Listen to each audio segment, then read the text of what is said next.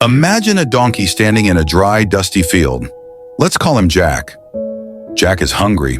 His stomach growls, echoing in the silence of the morning. In front of Jack, a man in a suit dangles a bright, crunchy orange carrot on a long stick. Jack's eyes widen. He can smell the sweetness of that carrot. He takes a step forward. The carrot moves a step away. Jack thinks to himself, "If I just run a little faster, I will catch it." So Jack starts to trot. Then he runs. Then he gallops. But what Jack doesn't realize is that he isn't running across a field anymore. He is on a circular treadmill, powering a massive, complex machine. The man holding the carrot is sitting comfortably in a velvet chair, watching Jack run, checking his watch, calculating his profits. Jack runs until his lungs burn. He runs until his hooves crack.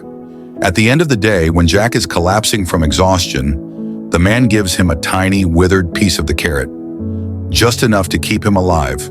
Just enough so he has the energy to wake up and run again tomorrow. Jack believes he is chasing a dream, but a 5-year-old child watching this scene can see the truth. Jack isn't running toward anything. He is running in circles. He isn't a partner, he is a battery. And as Jack gets older, as his fur turns gray and his legs get stiff, the man doesn't help him.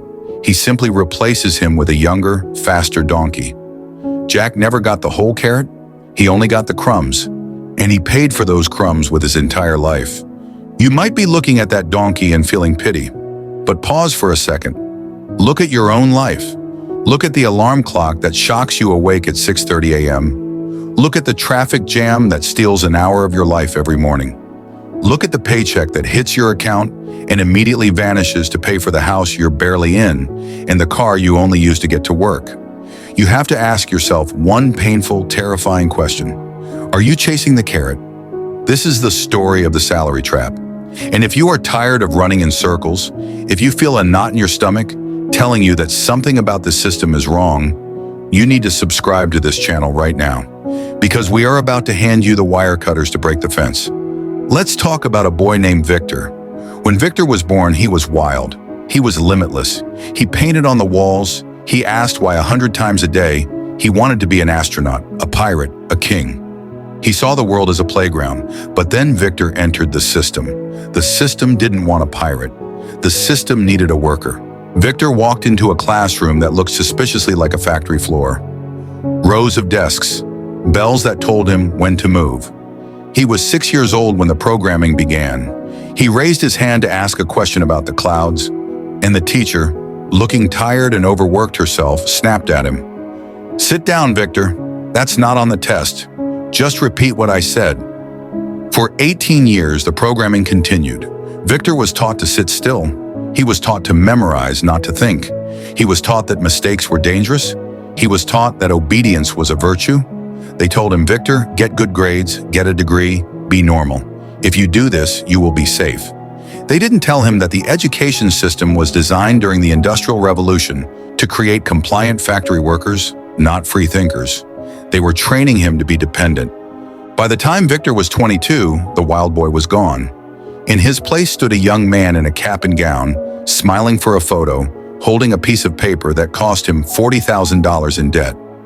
He walked out of the university gates and straight into the glass doors of a giant corporate skyscraper.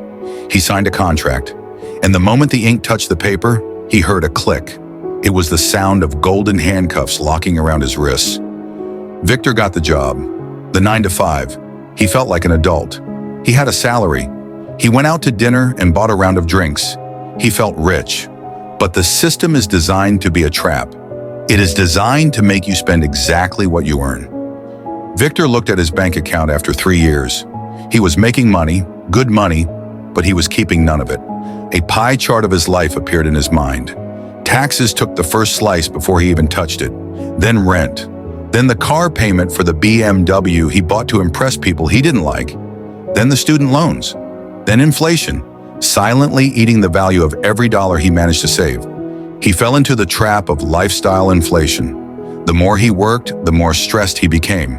The more stressed he became, the more he spent money to comfort himself. He bought expensive watches to feel successful. He took expensive vacations to escape the misery of the office. He was running faster and faster on the treadmill, but the carrot remained the exact same distance away. Victor was 30 now. He sat in his cubicle under the buzzing fluorescent lights. It was a Tuesday. He looked at his boss, a man named Mr. Henderson. Mr. Henderson was 55, overweight, divorced, and looked like he hadn't slept in a week. Victor realized with a jolt of horror, that is my future. Mr. Henderson was just a donkey who had been running longer. Victor felt suffocated. He walked out of the office during his lunch break, gasping for air. He sat on a park bench, burying his head in his hands. "Rough day?" a voice asked. Victor looked up. Sitting next to him was a man in a simple t-shirt and jeans, reading a book. It was 1 p.m. on a Tuesday, and this man looked completely relaxed. No suit, no panic, no phone buzzing every 10 seconds. "I hate it," Victor whispered, surprising himself. "I hate the job. I hate the commute. I hate that I have to sell my life just to pay for the right to exist." The man closed his book. "You hate it because you're playing a game you can't win, Victor.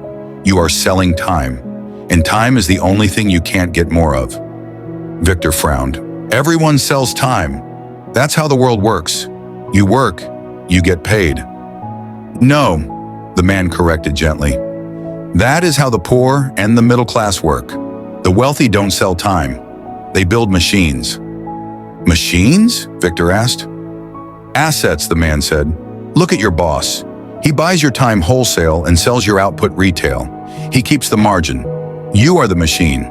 As long as you are the machine, you will run until you break." "But I have bills," Victor argued, his voice rising. "I have debt. I can't just quit and build a machine. I'm trapped." The man leaned in. "You are trapped because you buy liabilities. You buy cars, clothes, subscriptions, things that take money out of your pocket. I buy assets, stocks, businesses, real estate, intellectual property, things that put money in my pocket. My assets work 24 hours a day. They don't sleep. They don't get sick. While I am sitting here reading this book, my assets have earned more money than you will earn in a month of running on that treadmill." The man stood up to leave. "The door to the cage is open, Victor. It always was. You just have to stop consuming and start creating." That night, Victor went home. He was exhausted. His brain felt like mush. The remote control for the TV sat on the coffee table, calling to him. It promised comfort. It promised oblivion. "Just watch Netflix," it whispered. "Just forget about today." Victor picked up the remote. His thumb hovered over the power button. He thought about Jack the donkey. He thought about the crumbs. He put the remote down. He walked to his kitchen table and opened his laptop. He didn't quit his job. That would be foolish. He needed the carrot to survive, but he decided to use his 5 to 9 to escape his 9 to 5. This wasn't a movie montage. It was brutal. For 6 months, Victor was a ghost. His friends called him to go out for drinks on Friday nights. "Come on, Victor, don't be boring. Live a little," they mocked. "I can't," Victor said. "I'm working. You already have a job." They laughed. They didn't understand. They were comfortable in the cage. Victor learned high-value skills. He learned about digital marketing. He learned how to edit video. He learned how to write copy. He tried to start an online store, and he failed. He lost $500. He felt like an idiot. The voice in his head said, "Give up. Just go back to being a donkey. It's easier." But he remembered Mr. Henderson's tired face. He kept going. He pivoted. He started offering services to small businesses. He started a YouTube channel. He invested every spare dollar into the stock market instead of a new phone. 7 months in, he made his first dollar online while he was sleeping. He woke up, checked his phone, and saw the notification. $20. It wasn't $1 million, but it changed everything. He hadn't traded his time for that $20. He had built something once, and it paid him twice. He had built a tiny baby machine. Victor became obsessed. He poured fuel on the fire. $20 became $200. $200 became $2,000. For 2 years, he worked harder than he ever had in his life. He had bags under his eyes. He was lonely. He was tired. But he wasn't running in circles anymore. He was building a ladder. Then came the day the income from his assets, his machine, surpassed the salary from his job. Victor put on his suit. He drove to the office. He didn't feel the knot in his stomach. He walked into Mr. Henderson's office. Mr. Henderson looked up, annoyed. "Victor, where is the report?"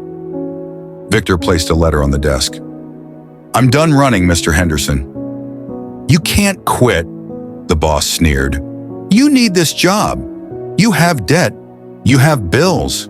You'll be back in a month." Victor smiled. It was the smile of a free man. "I don't need this job. I bought my freedom. I wish you the best, sir."